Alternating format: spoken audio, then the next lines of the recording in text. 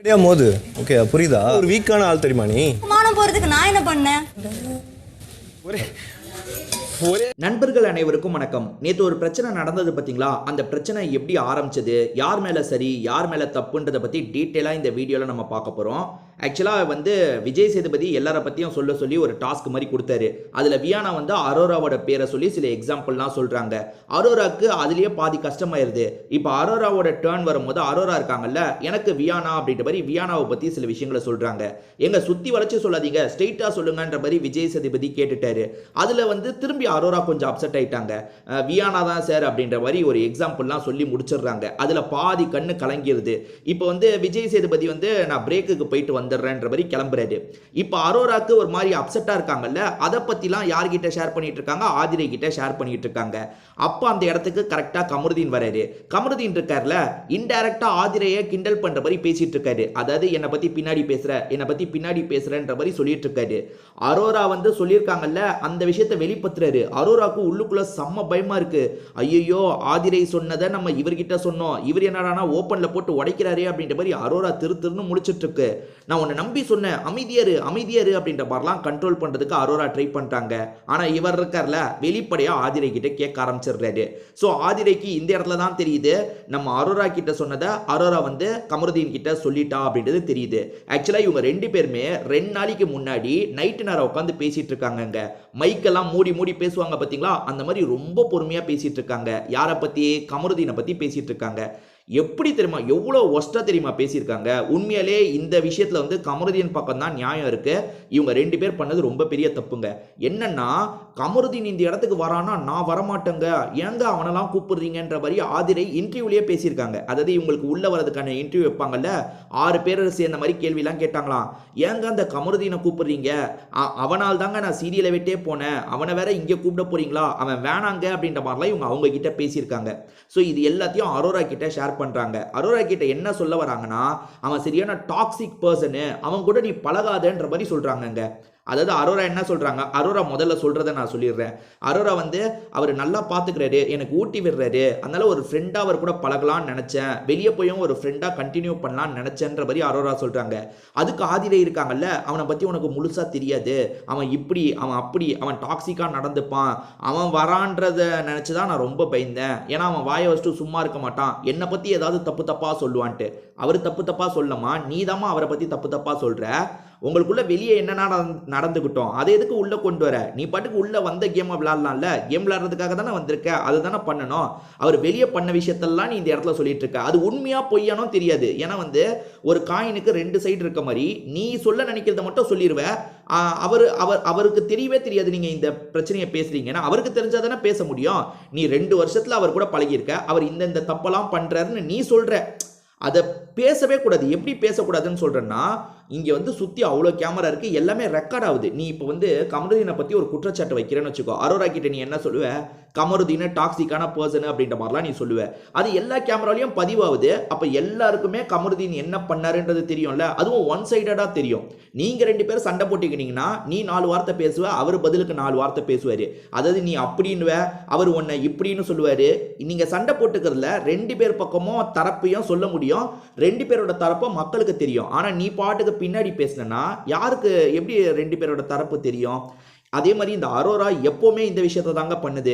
என்னன்னா, Ramya Joe team கூட இருந்தாங்கல்ல, ரம்யா ஜோ சூப்பர் டீலக்ஸ்ல இருக்கும் போது முதல்ல அரோராவும் சூப்பர் டீலக்ஸ்ல இருந்தாங்க.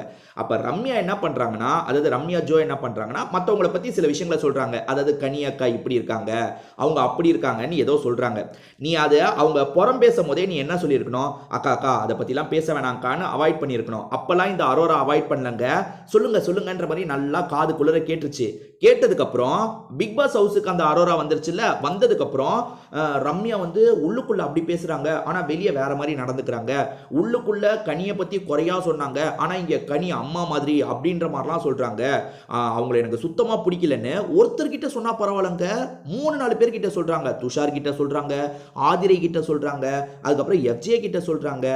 இங்க ரம்யா ஜோ பண்ணது தப்புன்றதை தாண்டி நீ பண்றது எவ்வளவு பெரிய தப்பு தெரியுமா? அதாவது அவங்க புறம் பேசும்போது நல்லா கேட்ட விஷயத்தை எல்லார்கிட்டயும் சொல்ற. அதே விஷயம் தாங்க இங்கேயும் அரோரா பண்ணியிருக்கு. ஆதிரை பண்ணது தப்பு, அரோரா பண்ணது மிகப்பெரிய தப்பு. ரெண்டாவது தப்பு என்னன்னா, ஆதிரை வந்து அவரை பத்தி வந்து சொன்னது தப்பு தான், கண்டிப்பா சொல்லக்கூடாது. ஏன்னா நீ வந்த கேமை பாரு, இல்லைன்னா உள்ள நடந்ததை பத்தி பேசு. அவர் உள்ள இப்படி நடந்துகிட்டாரு சரியில்லைன்னு பேசு. அதை விட்டுட்டு வெளியே நடந்ததை பத்திலாம் நீ எதுக்காக பேசிட்டு இருக்க? அதாவது வந்து என்னன்னா, அரோரா க்ளோஸா பழக ஆரம்பிச்சிருக்காங்கல்ல, கமருதீன் கூட கொஞ்சம் க்ளோஸா இருக்கிறது ஆதிரைக்கு பிடிக்கல. அவனை பத்தி உனக்கு தெரியாது, அவன் எல்லார்கிட்டயும் கல்யாணம் பண்ணிக்கலாமா கேட்பான். அதே மாதிரி ரொம்ப டாக்ஸிக்கா நடந்துப்பான்ற மாதிரிலாம் சொல்றாங்க. இது எவ்வளவு பெரிய தப்பு. முதல்ல இவங்க பண்றது தப்பு.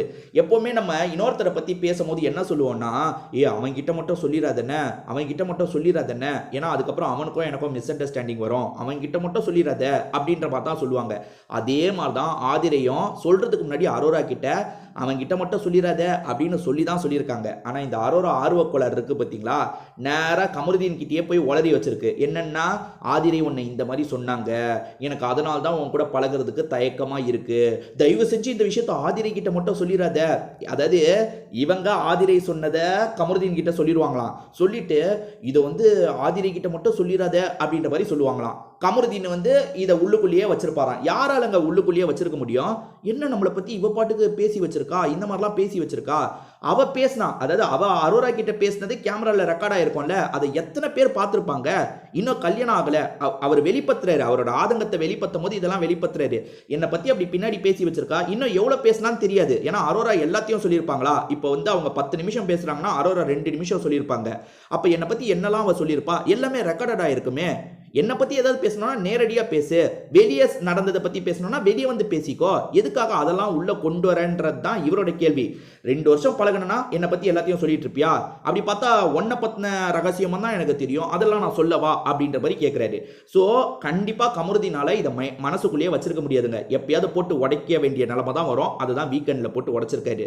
இங்க கல்பிரேட் யாரு, ரியல் கல்பிரேட் யாரு? இந்த அரோரா தான்.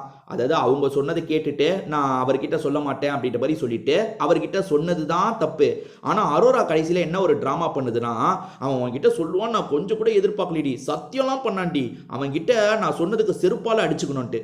நியாயமா பார்த்தா ஆதிரை தான் வந்து சொல்லணும் இந்த டைலாக்கை. உன்கிட்ட சொன்னதுக்கு என்ன நானே செருப்பால அடிச்சுக்கணும்னு ஆதிரை தான் அரோராவை பார்த்து சொல்லணும். ஆனா அரோரா வந்து கமருதீனை நினைச்சு சொல்லிட்டு இருக்காங்க. அதாவது வந்து நான் அவன்கிட்ட சொன்னேன், சொல்லாதன்ற மாதிரி தான் சொன்னேன், அவன் இப்படி பொதுவா போட்டு உடைப்பான் நான் கொஞ்சம் கூட எதிர்பார்க்கலடி, நம்ம 2 பேருமே பொறுமையா தானே பேசிக்கிட்டோம், மைக்கை மூடி வச்சு தானே பேசிக்கிட்டோன்ற மாதிரி சொல்றாங்க. ஏன் நீ மைக்கை மூடி வச்சாலும் லைட்டா கேப்சர் ஆகுது இல்ல, எல்லாருமே பார்க்க தானே செய்வாங்க. கமருதீன் கேரக்டரை நீங்க 2 பேரும் சேர்ந்து காலி பண்ற மாதிரி தானே ஆகுது. ஆதிரை பண்ணது தப்புங்க, அதை விட அரோரா பண்ணது ரொம்ப பெரிய தப்பு. ஆதிரைக்கு அப்படி என்ன கடுப்புன்னு தெரியல கமருதீன் மேல. இவங்களுக்கு வெளியே ஏதோ பெரிய பஞ்சாயத்தே நடந்திருக்கு போலங்க, என்ன பஞ்சாயத்துன்றது தெரியல. அப்படியே பஞ்சாயத்து நடந்தாலும் அதை எதுக்கு உள்ள கொண்டு வர? உள்ள கேமை மட்டும் பாரு, கேம்ல அவர் சரியா விளையாடலையா சொல்லு, அதுக்கு யாராவது கோவப்படுறாங்களா அவன் மேல? நீ வெளியே இருக்க உங்களுக்குள்ள நடந்த விஷயம், உங்களுக்குள்ள நடந்த சண்டையெல்லாம் கொண்டு வரனா, அதுவும் ஒரு பக்கமா சொல்ற, அவர்கிட்டயே போது நீ வெளியே அப்படி பண்ண இப்படி பண்ணுன்ட்டு நீ பின்னாடி பேசுறது எப்படி சரியா இருக்கும்? ஸோ இந்த இஷ்யூல கமருதீன் பக்கம் தான் நியாயம் இருக்கு.